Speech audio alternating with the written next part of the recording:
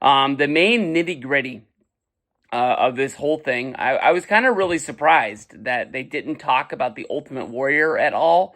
If you go back to the ending of WrestleMania 8, the Ultimate Warrior makes his return and saves Hulk Hogan. Hulk Hogan had said that he is going to retire from wrestling, step away. Hulk Hogan had kind of thought that Vince was telling him that his days of running the WWF were done and they needed to move into a new direction. So he was like, okay, that's fine. I'll step back and see, what he's able to do. I think he really thought that Vince was going to come calling, saying that he was not able to do it without him. So he went off and he made Mr. Nanny. I think he had already made Suburban Commando, so he had been in the movie business. He just, he was just trying to get out there and do more to see how far that would take him. If he could be the next Arnold Schwarzenegger, if he could be the next Sylvester Stallone or something like that. It ended up never really ever coming to be. He made a few movies where he was the headliner, but he kind of fell into be movie roles later in his career, especially around the WCW days. That's where Suburban Commando came from. That's where Three Ninjas. I can't remember what the side name of that movie was, but I think that was the third or fourth movie that was in that long line. But they moved into the direction of Bret Hart being the face of the WWF. Of course, the title, moved from Savage to Ric Flair. And then, as a wrestling fan at the time, just sporadically at a house show. I think they showed it on Primetime Wrestling. But to get the news out there, I remember seeing it on WWF Superstars as a wrestling update. It flashed up right before they went to the first commercial, and they were last night in Canada. There was a WWF show, and Bret the Hitman Hart beat Ric Flair for the WWF Championship. And to me, Bret Hart was a really good wrestler. He was a guy at the Intercontinental title place. So for me, seeing somebody come from the middle to the top was huge. Although I was such a marquee fan that I believed that anybody could win the Royal Rumble. Anybody could win any match. I remember getting the WWF program, and when you flipped open the first page on the back side of the cover, there would normally be a thing, and it said WWF Superstars, and in a whole bunch of boxes they would have probably the top 20 to 25 guys. And I remember going home, and I would pit guys against each other on that page, trying to make my own card, and really believing that any day that the Repo Man could beat the Ultimate Warrior. I mean, why would he be a WWF wrestler if he wasn't good? You know what I mean? You dream up some dream scenario that anybody could beat anybody, but a guy like Bret Hart becoming the WWF champion, that was the first time it was oh wow, anything really could happen. Because you got to think, as a wrestling fan, probably 90% of that time, Hogan had been the champion. Of course, they did the thing with WrestleMania 4, where he got beat by Andre the Giant. Then they had to put the belts into the tournament, which was won by Savage.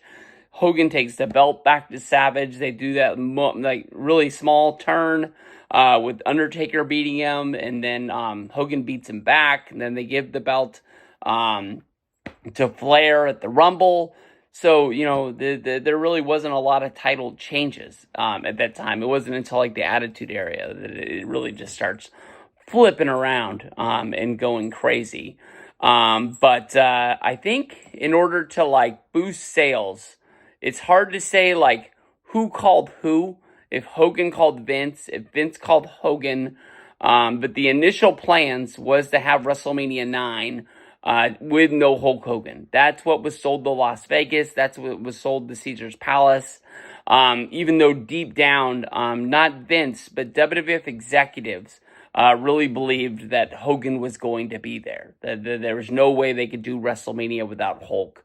But just right before it, Hogan is added onto the card. They have a Monday Night Raw, where basically Money Inc., jumps Brutus Beefcake. Hogan comes the next week to make the save. They issue a challenge. Then Money Inc. says they're going to put the tag titles on the line. And Money Inc. versus Hulk Hogan and Brutus the Barber Beefcake is added to the WrestleMania 9 card.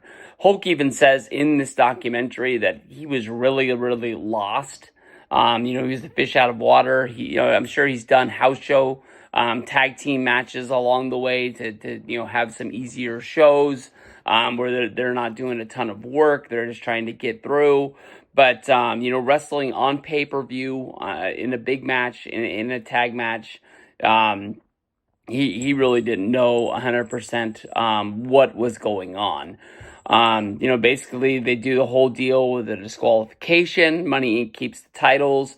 The Megamaniacs, Hulk and Beefcake, they look strong out there. They're taking the money and they're tossing it around to the crowd. There was fives, there was tens, there was 20s. And a few $100 bills sprinkled into there. So it wasn't like they were throwing around all of the $1 Million Man's money, but they were throwing around a lot out there. That was really fun. But as soon as they get to the back, Hulk looks at Jimmy Hart and he basically says, "Hey, I might be doing something else tonight." And that's where we get into the whole deal of... They flash back to Friday night. Friday night, they pull Bret Hart aside, and Vince McMahon tells them that they're going to go in a different direction. They're going to give the belt back to Hulk to try and boost more, limelight on the company. He's the guy that's always, been the top dog, and Bret gets really hurt feelings about this. He's saying, "Did I do something wrong? Was it not your champion?"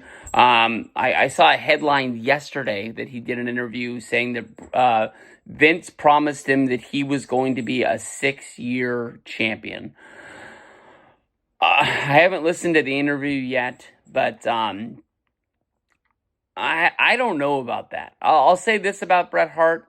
Bret Hart says a lot of stuff that comes off very negative about, the wrestling that went on back in the day.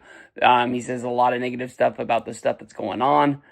Nobody ever really calls Bret out as a liar. Nobody ever kind of tries to show the other side. Bret ends up coming out, looking really good long-term down the road.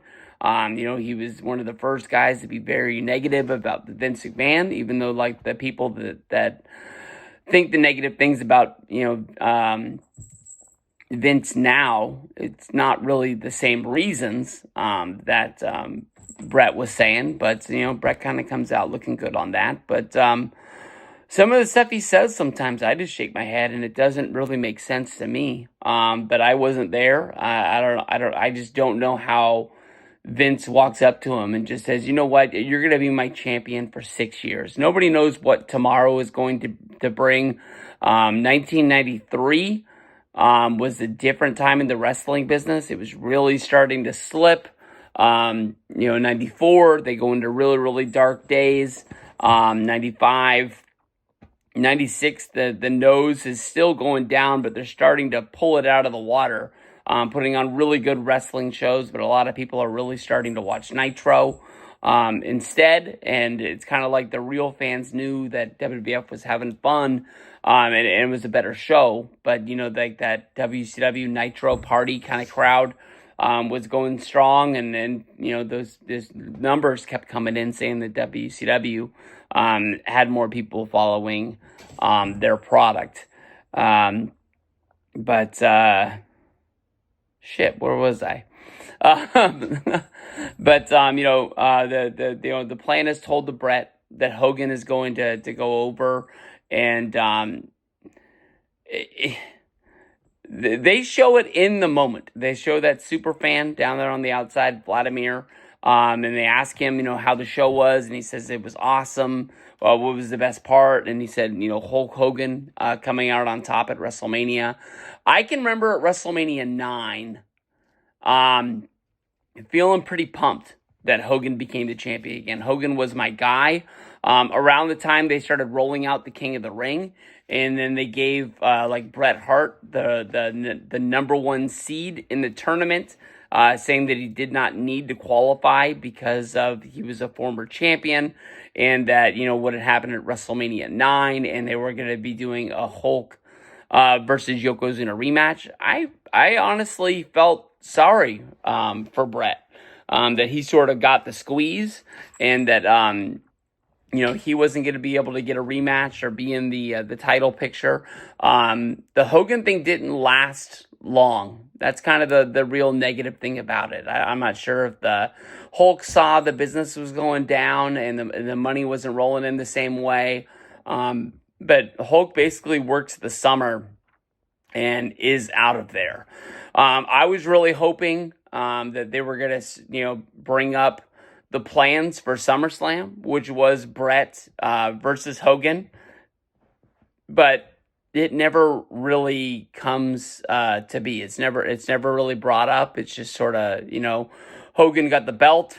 Bret had his feelings hurt, and that's kind of the end of it. They didn't really go into inside business there that much. What they did go into inside business a lot, and gives him innuendos. They even used the Macho Man's commentary for it, was Hogan's black eye at WrestleMania 9. Basically, Hogan didn't show up to Caesars until the day of he didn't come until the day before WrestleMania 9 was the first time he had showed up. A day before that, him and the Brutus Beefcake were out there on the bay. They were strolling around on some Sea-Doos, and I guess that when he was messing with the I was gonna call it the trigger, but what makes the Sea-Doo go? Basically, he locked into having the nose down on the Sea-Doo. So when he was flying across the water, he said he was shooting like a rocket, going 80 miles an hour.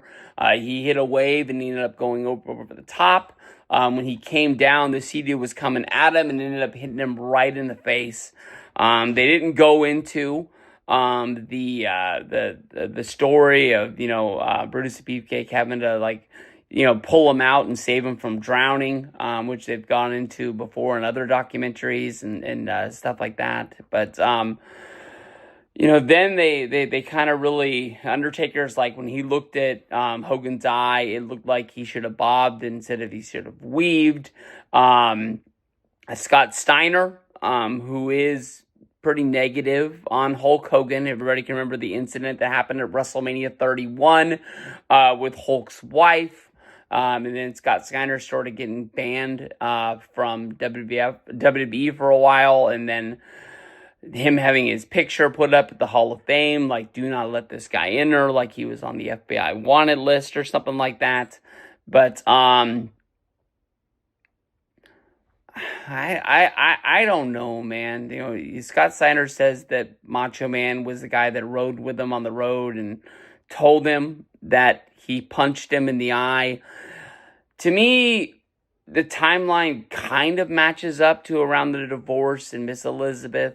Miss Elizabeth was staying at the Hogan house, and the Hogans were not telling Savage that she was there. Savage wanted her to come home. They wanted Miss Elizabeth to have a safe place to live and was trying to get her out of a situation. Savage looked at Hogan like he was the bad guy. I don't know. I mean, when Hogan makes his entrance for the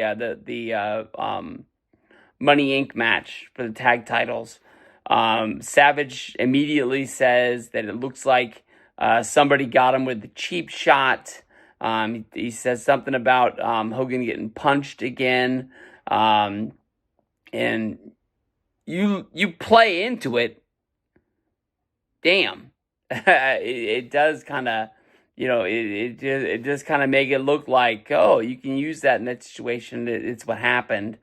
It's what wrestling fans want to believe. It might not really be it. I've never heard it with my own ears, but people have said that Jim Cornette on his podcast says that it happened right in front of him and he saw it. I don't really remember Jim Cornette being in WWF around WrestleMania 9, unless it was a backstage role and he wasn't actually being used as the manager yet. I can't think of him being with anybody on that show. I can't think of any reason for him to be there. I'm thinking that he would still be working for WCW. But I'm not 100% sure. But that was like the biggest story that they went into on this documentary. That is like the money of it all. It's like what happened to Hogan's eye? Was it Macho Man? Lex Luger, he didn't want no part of it. He was just kind of like saying that it looked like a bad situation. Yeah,